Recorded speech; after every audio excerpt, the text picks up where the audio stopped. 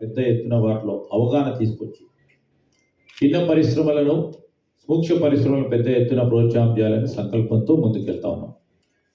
ఇప్పటి వరకు 6,800 దాదాపు మైక్రో ఆహార ప్రాసెసింగ్ సెంటర్స్ని స్థాపించడం, వారికి కావాల్సిన రుణ సౌకర్యాన్ని హ్యాండ్ హోల్డింగ్ వారికి పెద్ద ఎత్తున తీసుకెళ్ళటం, ఈరోజు ఎంఎస్ఎంఈ మరియు మహిళా ఆధారిత వ్యాపారాల ప్రోత్సాహంపై మా ప్రభుత్వం ప్రత్యేకమైన దృష్టి పెట్టి ముందుకెళ్తా ఉన్నాం.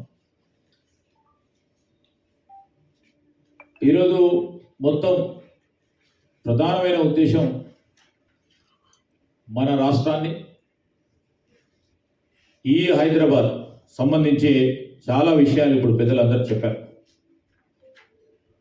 ఈరోజు ఇక్కడ ఉన్న శ్రీకాంత్ గారు దాదాపు ప్రతి సంవత్సరం 150 ట్రేడ్ ఫేర్స్ జరిగితే ఒక్కటి కూడా డెడికేటెడ్ ఫుడ్ ఎక్స్పో ఇప్పటి వరకు జరగలేదు, జరగాలని, తద్వారా అందరినీ కూడా ప్రోత్సాహం చేసే విధంగా ఉంటుందని చెప్తాను, స్పష్టంగా కూడా చెప్తాను. అందుకోసమే మేము ఈరోజు కూడా పెద్ద ఎత్తున మరి సోదరులు శ్రీకాంత్ గారు వారి మిత్రులు అందరూ చేస్తూ ఉన్న ఈ ప్రయత్నానికి ప్రోత్సాహం చేయాలి మా ప్రభుత్వం లక్ష్యం అనే ఉద్దేశంతోనే ఈ ట్రేడ్ ఫేర్ పెద్ద ఎత్తున జరగాలనే ఒక కాంక్షతో ముందుకు వెళ్తా ఉన్నాం. డెఫినెట్లీ వివిధ రంగాల్లో జరుగుతున్న ట్రేడ్ ఫేర్స్తో సరిసమానంగా ఈ ఫుడ్ అఫైర్ కూడా పెద్ద ఎత్తున జరగాలనే అభిలాషను వ్యక్తం చేస్తూ ఉన్నాం.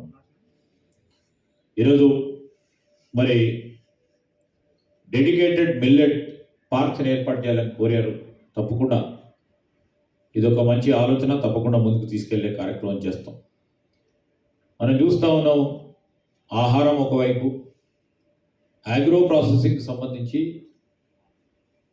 అగ్రో బేస్డ్కి సంబంధించిన ఇండస్ట్రీస్ కూడా పెద్ద ఎత్తున మన దగ్గర ఇప్పుడే పెద్ద స్థాయిలో మిల్లెట్స్ కానీ, ఇంతకుముందు పండ్లకు సంబంధించి, అదేవిధంగా వెజిటేబుల్స్ సంబంధించి మన రాష్ట్రం 9వ పొజిషన్లో ఉంది దేశ స్థాయిలో.